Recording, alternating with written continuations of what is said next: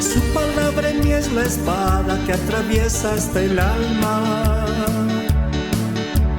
Su palabra en mí es la luz que alumbra mi camino. Hemos estado hablando en varias reuniones, tomando la epístola a los Efesios. Efesios, el tema central, es el cuerpo de Cristo, la iglesia del Señor, que es su cuerpo, el cuerpo de Cristo. Pero hay otra epístola siguiente que habla de la cabeza del cuerpo, la cabeza de ese cuerpo que es la iglesia, la epístola a los Colosenses. Efesios desarrolla el tema del cuerpo de Cristo. Colosenses habla de la cabeza de ese cuerpo que es la iglesia, de la cual somos participantes. La epístola a los Colosenses.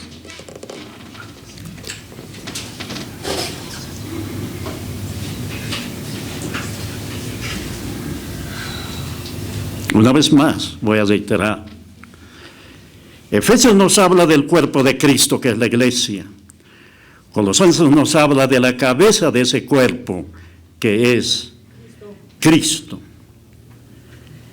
1:18 dice así, Colosenses: y Él es la cabeza del cuerpo, que es la iglesia, el que es el principio, el primogénito de entre los muertos, para que en todo tenga la preeminencia. Cabeza del cuerpo.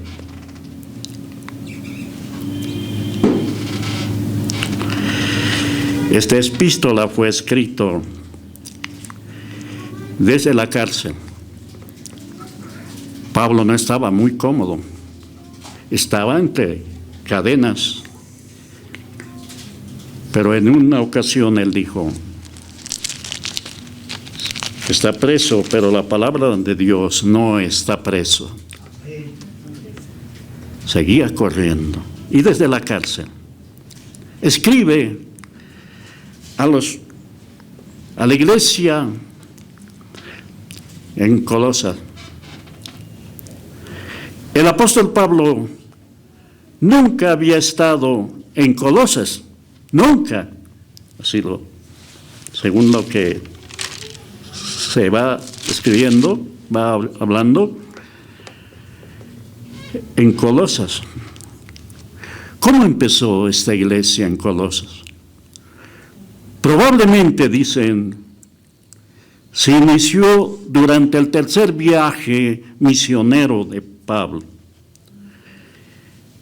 Vivió en Éfeso 2 años para empezar, y luego mucho más, hasta 3 años.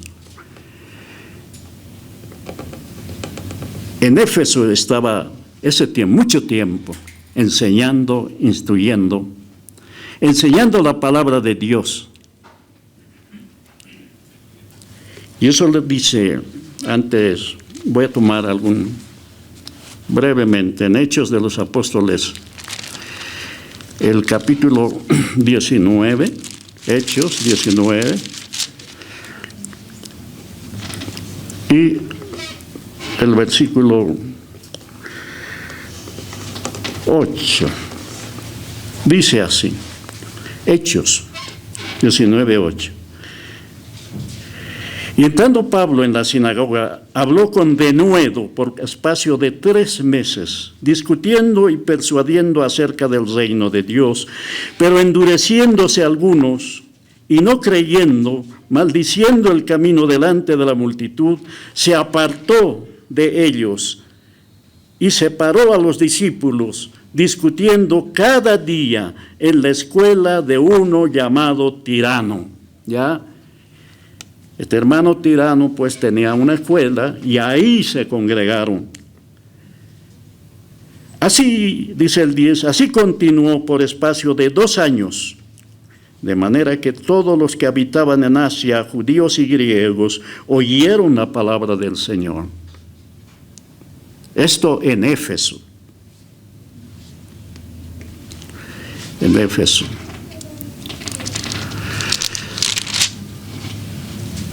¿Cómo empezó en Colosas? Colosas estaba a una distancia de unos 95 kilómetros de Éfeso. Y es posible, dice, que en esos años que estaba enseñando, también vinieron desde Colosas mucha gente, y entre ellos un joven, dicen, la Biblia no lo dice, llamado Epafras. Entonces, cuando se despidió, después de 3 años, salió de aquella región, volcando una hoja de Hechos de los Apóstoles en el capítulo 20, se despide de los ancianos. Ya estaba establecido en Éfeso la iglesia, y él se despide para ir. Entonces, hace llamar a los ancianos de Éfeso para recomendarles y decirles que él se iba para Jerusalén, en el capítulo 20, Hechos de los Apóstoles, y les da los encargos y las advertencias, y hace profecía también en el capítulo 20, 17, o más adelante ya, se despide dándoles las recomendaciones después de 3 años. Iba para Jerusalén. El 24, por ejemplo, dice 20:24, pero le dice que tenía testimonio, que no iba a ser muy cómodo volver para Jerusalén. Le esperaban prisiones y sufrimientos. El 24 dice, pero de ninguna cosa hago caso, ni estimo preciosa mi vida para mí mismo, con tal que acabe mi carrera con gozo y el ministerio que recibí del Señor Jesús, para dar testimonio del Evangelio de la gracia de Dios. Y les da las recomendaciones y les advierte, van a entrar hombres perversos, hombres malos, lobos rapaces, de ustedes mismos se van a levantar ya hombres que hablen cosas perversas después de mi partida. Y en el 31, versículo 31 de Hechos, o sea, 20:31 dice, por tanto, velad a los ancianos, les está dando las recomendaciones, las advertencias. Por tanto, velad, acordándoos que, ¿por cuántos años? 3 años. ¿Cómo enseñaba? Cada domingo, de noche y de día. No he cesado de amonestar. ¿Cómo? Con lágrimas a cada uno.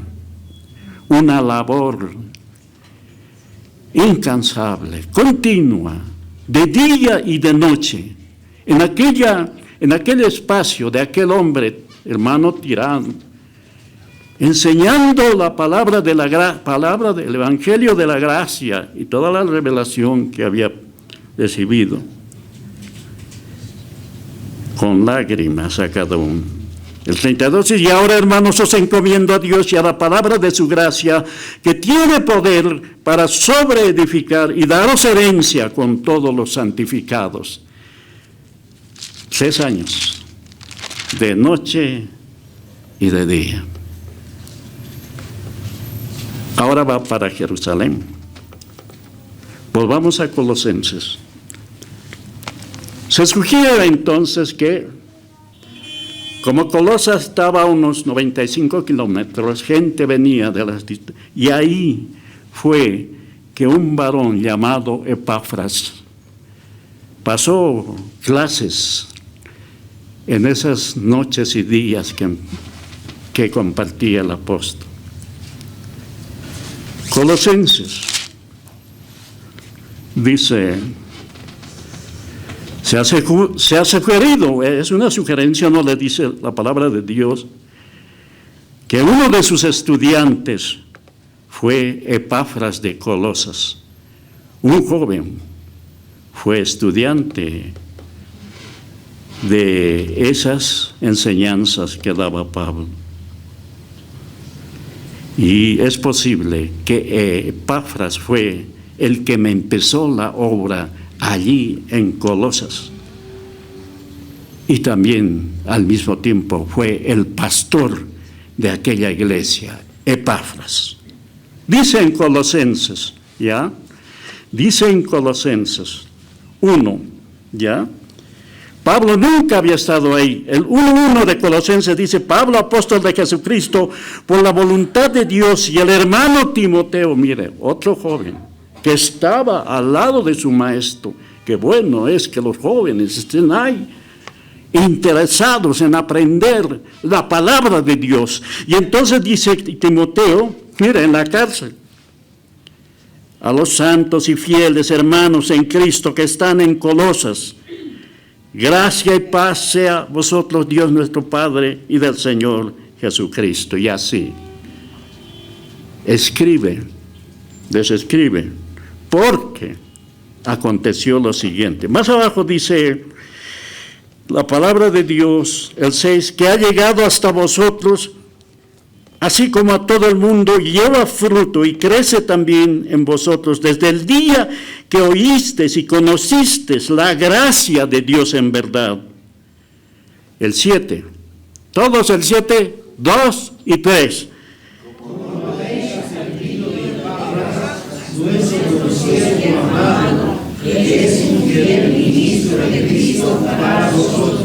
Y dice, como lo habíais aprendido de Epafras, ya era el pastor, nuestro consiervo, dice, ¿no? Da a entender que era pastor, amado, que es un fiel ministro de Cristo por vosotros, quien también nos ha declarado nuestro amor en el Espíritu.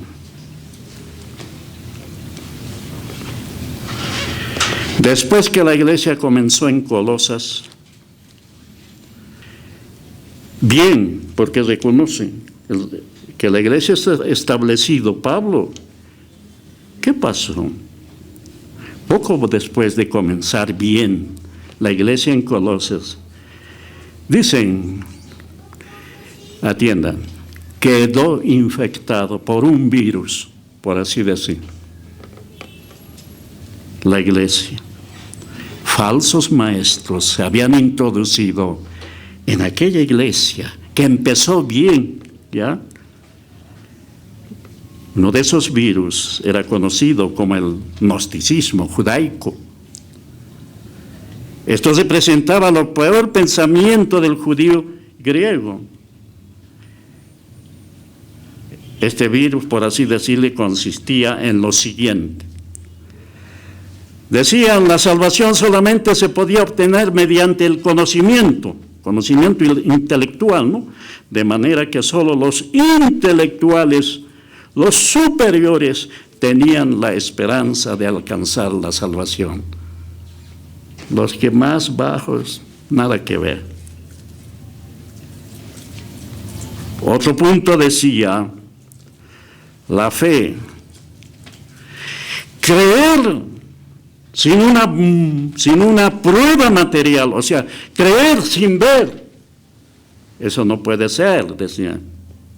Creer sin prueba material que lo demostrara era necio y sin sentido. Eso es religión. El religioso quiere ver, no creen en el Dios invisible, en algo que no se ve.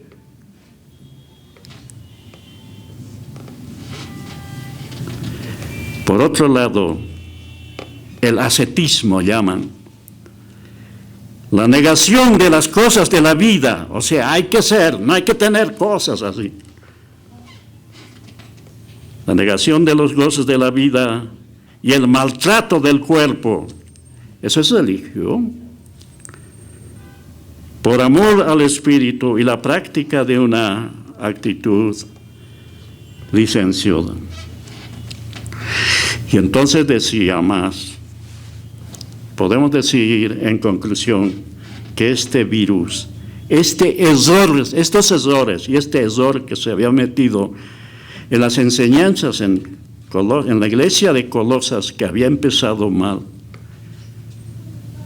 este error incluía que se debe observar las dietas, o sea, las comidas, lo que decía el Antiguo Testamento: no comas esto, come esto. La observancia del sábado judío, hay que observar el sábado judío. La circuncisión, hay que circuncidarse. La adoración a los ángeles y la práctica del ascetismo. Todo eso y mucho más.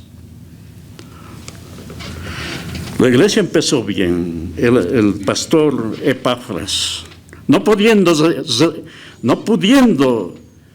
resolver estas situaciones, estas falsas enseñanzas, se toma la decisión de un viaje largo desde Colosas hasta Roma a consultar al maestro de maestros, al apóstol Pablo, que estaba en la cárcel. No podía, se da a entender que no podía resolver esta situación. Él dijo: voy a consultar al apóstol Pablo. Estaba en la cárcel. Emprendió un largo viaje de Colosas hasta Roma. Pablo en la cárcel. Entonces, emprendió este largo viaje. No había los transportes que hoy hay, ¿no? Por mar.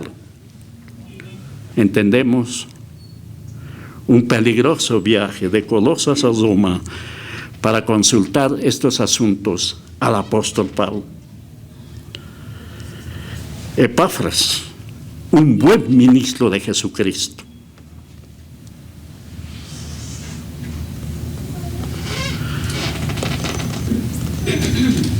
Se requieren en toda época ministros en la iglesia que se preocupen y ocupen de la salud espiritual de los creyentes. Y Epafras era uno de esos. No dejó así.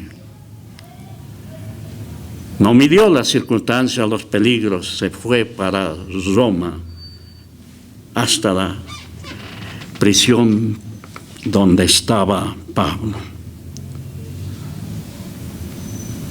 Es bueno velar por el rebaño. Eso les dijo a la despedida, ¿no? Allí en el Hecho de...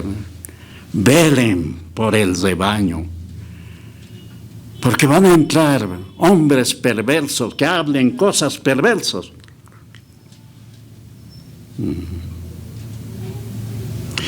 Y entonces Pablo, una vez informado, se dice que Epafras también lo tomaron preso, y envía esta epístola. Es una carta que es... ¿Cuántos capítulos tiene esta carta? ¿Cuántos capítulos hay?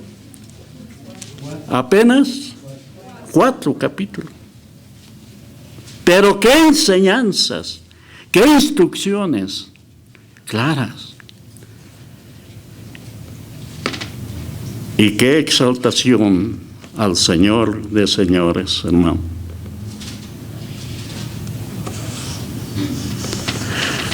La sana doctrina es importante.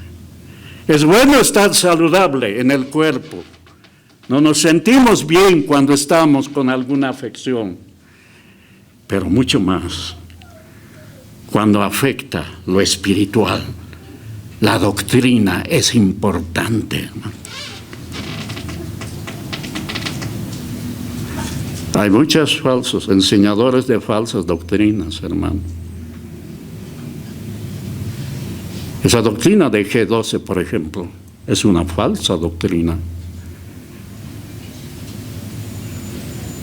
Tal vez lo han escuchado, ¿no? Y otras más.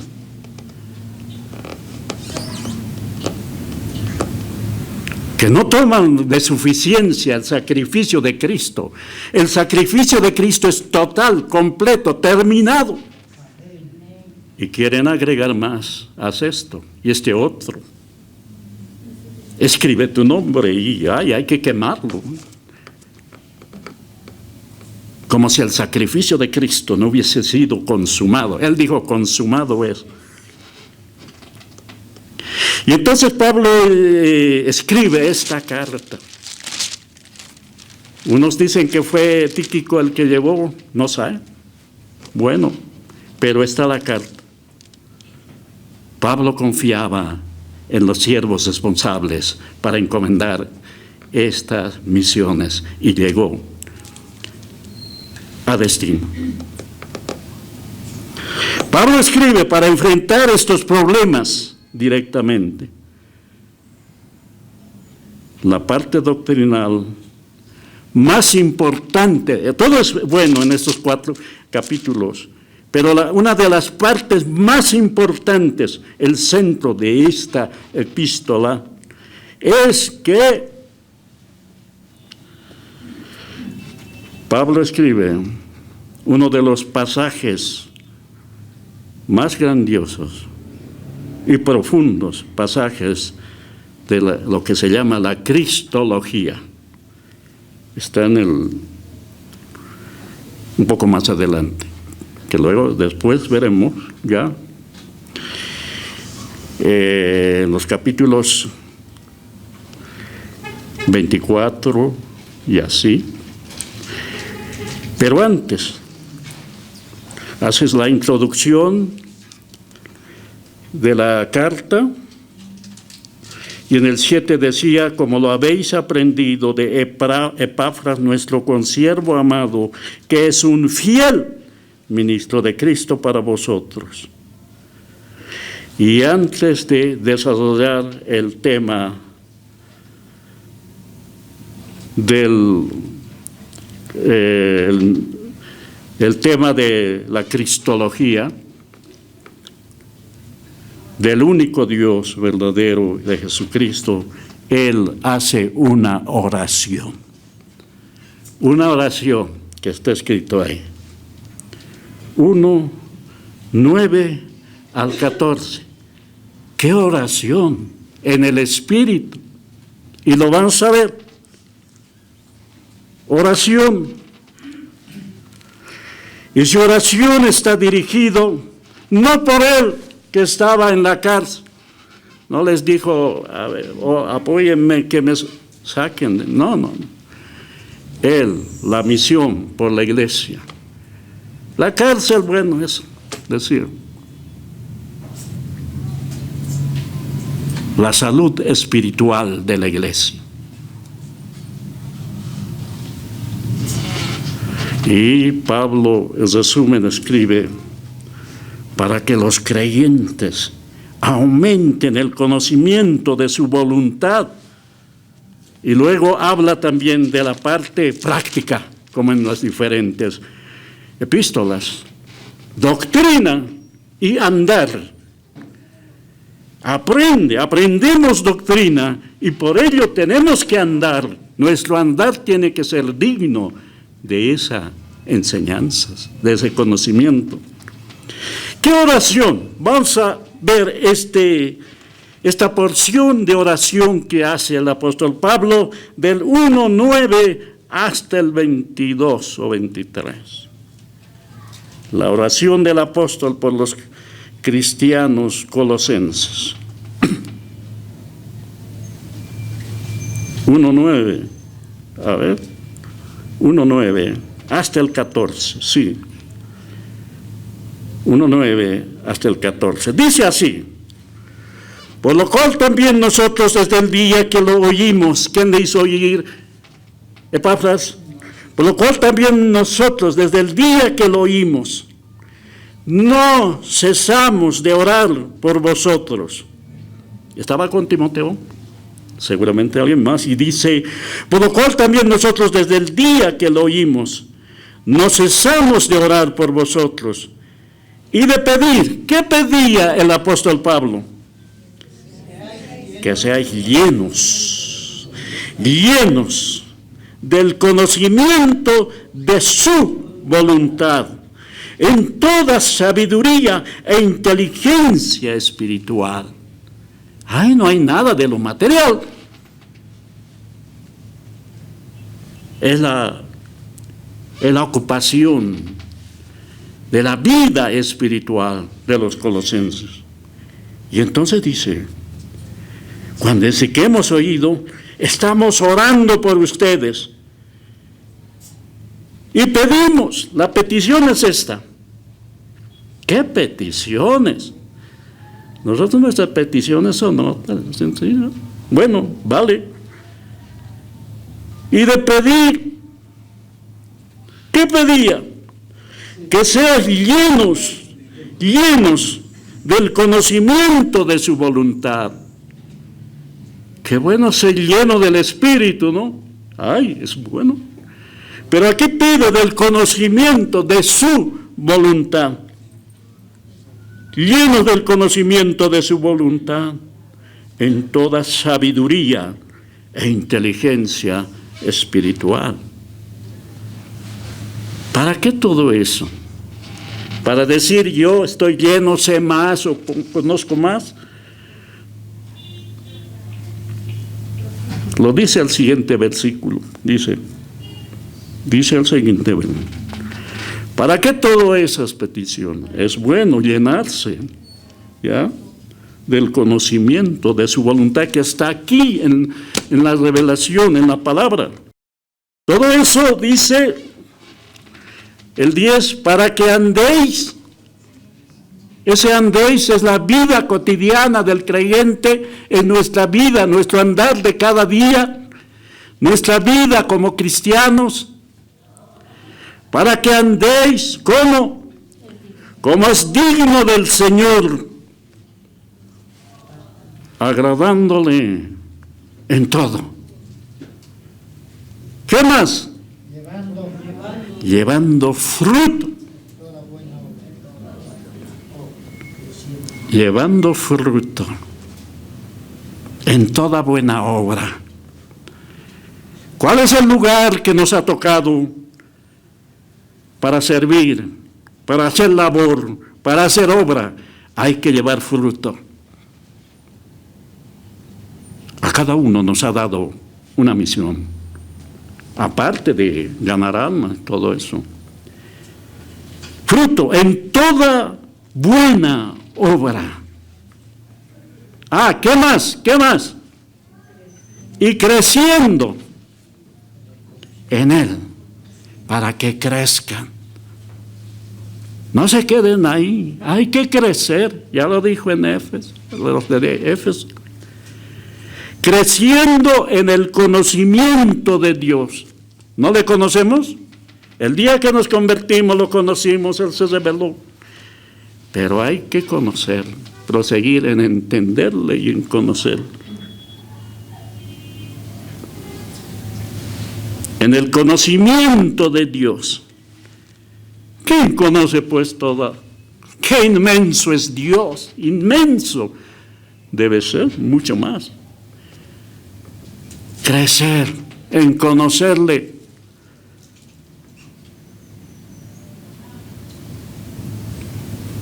Y algunos dicen, no, el conocimiento hasta por ahí nomás, el amor es importante. Es importante, pero el conocimiento de Dios nunca se acaba. Por la inmensidad de su ser y de todas sus obras, creciendo en el conocimiento de Dios. ¿Y cómo vamos a conocerle? Por medio de su palabra.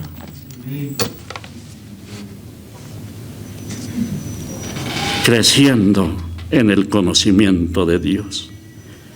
Está orando Pablo.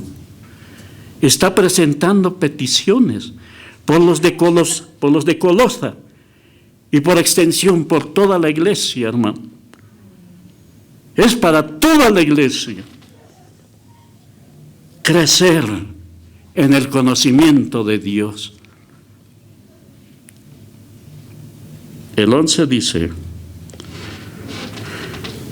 fortalecidos con todo poder. ¿Con cuánto poder? Con todo poder. conforme a la potencia de su gloria, para toda paciencia y longanimidad. Paciencia y longanimidad. ¿Qué es longanimidad? Esas palabras me llaman la atención y hay que ir al diccionario. Dice, fortalecido con todo poder, conforme a la potencia de su gloria, para toda paciencia y longanimidad. Paciencia y longanimidad. ¿Qué dice el diccionario en cuanto a longanimidad? Grandeza de ánimo en la adversidad. Cuando somos probados, cuando estamos con pruebas, grandeza de ánimo. Que nadie nos desanime, que nada nos desanime, porque sabemos en quién hemos creído. Y es poderoso para guardar nuestro depósito para aquel día. Grandeza de ánimo. Estás probado, estoy probado, estás con prueba, en tribulaciones, no te desalientes. Anímate, porque todas las cosas ayudan a bien a los que a Dios aman. ¿Cuántos aman al Señor? Digan amén. En medio de la tribulación, en medio de la prueba, grandeza de ánimo en las adversidades. Gente que no ha crecido viene por primera vez y dice, ay, no, el evangelio no, más pruebas me ha venido, me he vuelto cristiano. Me voy nomás al mundo, dicen los que empiezan.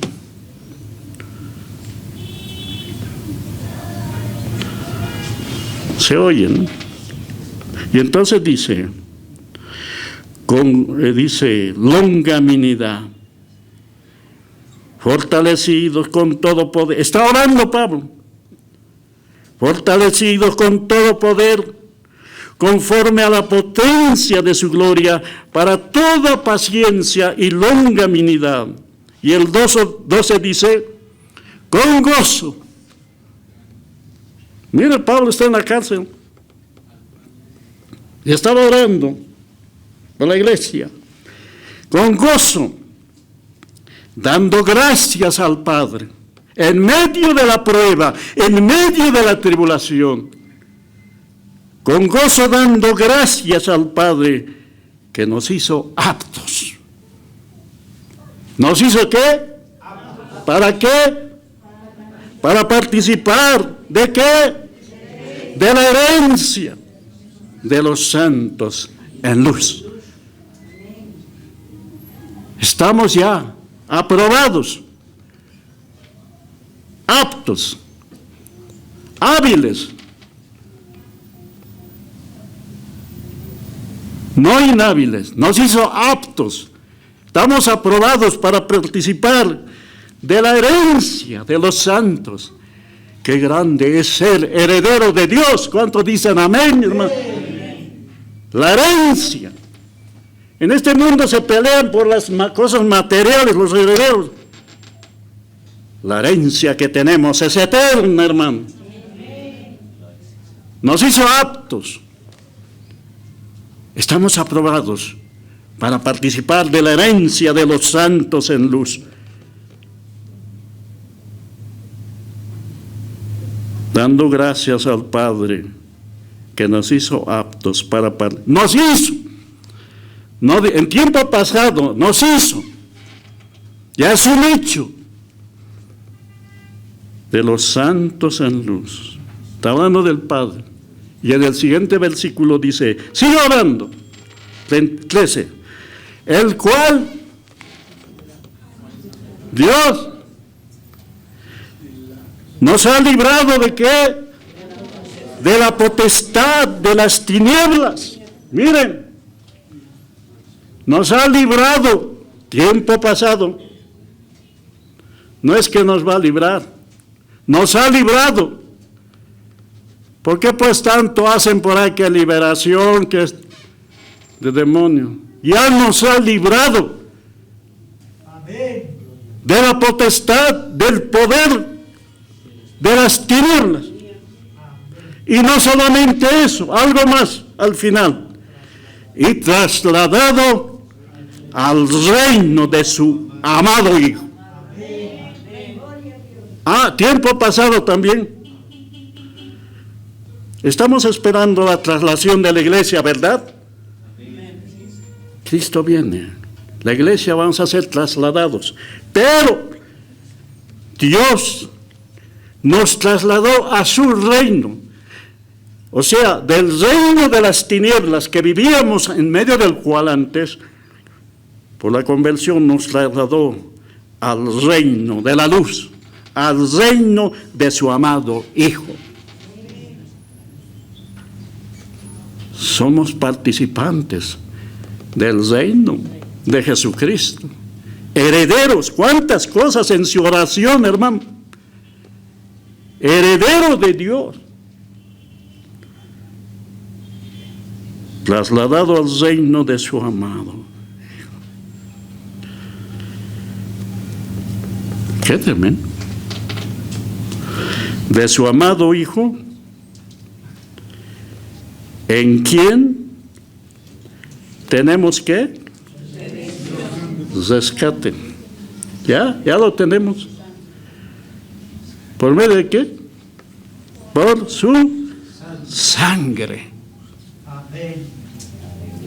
La sangre de Cristo nos ha limpiado una vez y para siempre, hermano. ¿En quién tenemos? En el amado Hijo, está diciendo, en el anterior versículo, termina, su amado Hijo, Jesucristo, aquel que murió en la cruz y derramó su sangre, en quien tenemos redención, rescate, por su sangre, el perdón de pecados. ¿Cuántos pecados nos perdonó? ¿Cuántos pecados te perdonó? Me perdonó. Todos. Todos. La sangre de Cristo tiene poder para limpiar de todo pecado, una vez y para siempre. Tenemos redención por su sangre, el perdón de pecado. Qué oración, hermano. Qué oración. Qué peticiones. Qué declaración en esta oración. Él no está pidiendo por él absolutamente nada. Está orando a favor de los colosenses que estaban influenciados por falsos maestros, como que en todas las épocas ha habido, hermano, y las hay. Por eso la firmeza de entender, de crecer como está orando, para un andar digno del Señor, agradándole en todo, llevando fruto en toda buena obra, creciendo en el conocimiento de Dios. ¿Cómo se crece en el conocimiento de Dios? ¿Cómo le conocemos más y más? Por medio de su palabra. Yo cuando vine no sabía nada. Sabía que Cristo salva, Cristo sana, hasta ahí nomás. Y eso es bueno para empezar. Pero no hay que quedarse ahí, hay que continuar en crecer. Llenarse del conocimiento de Dios. ¡Qué grande es Dios! ¡Qué inmenso! El Creador que creó los cielos y la tierra y todo, y más allá. Inmensidad. Apenas se canta, algo cantamos, ¿no?, de la grandeza de Dios, pero es mucho más, hermano. Dios creador es inmenso. Y Pablo tenía eso en el corazón. Y para continuar ya, de la grandeza del Dios invisible, hace esta oración y luego va a hacer la exposición doctrinal del Dios supremo, la grandeza de Dios, pero antes hace esta oración. Un versículo más para hacer la exposición. Vamos a tener otro tiempo de la parte doctrinal. Hace la exposición de la preeminencia gloria de Cristo. Una vez que termina ahí la oración, diciendo que hemos sido redimidos por su sangre y hemos tenido el perdón de pecados, hermano. Todos, no sé cuántos pecados, pero fue todos, se lo llevó todo, lo lavó todo en la cruz del Calvario.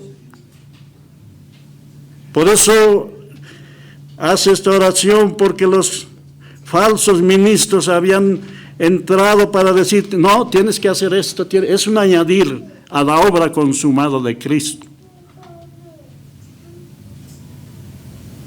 Y celoso de la sana doctrina, Pablo escribe en estas pocas páginas, sana enseñanza, la verdad, que él recibió directamente del Señor. Absolutamente. Y Epafras fue un fiel ministro de Jesucristo.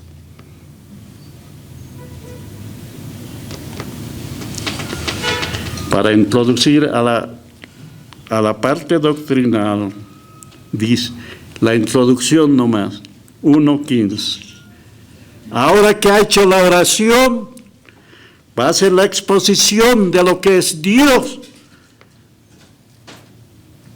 1:15 dice, a ver, todos ese versículo 1, ese versículo 15, ya, a la voz de 3, 2 y 3. Él es la imagen de Dios invisible, el primogénito de toda la creación. Él está hablando de Cristo.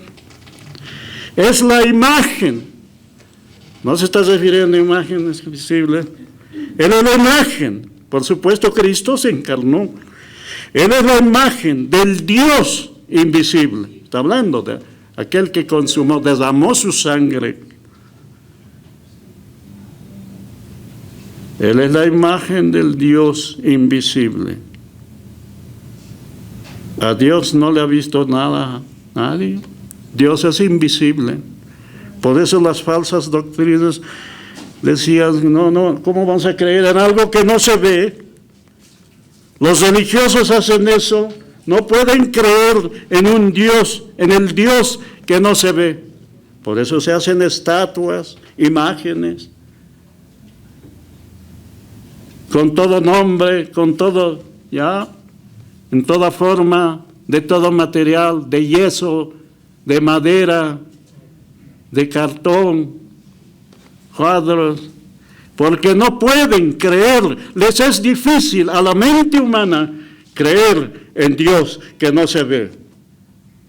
Dios está aquí. ¿Cuántos dicen amén? Amén. No lo vemos, pero está aquí.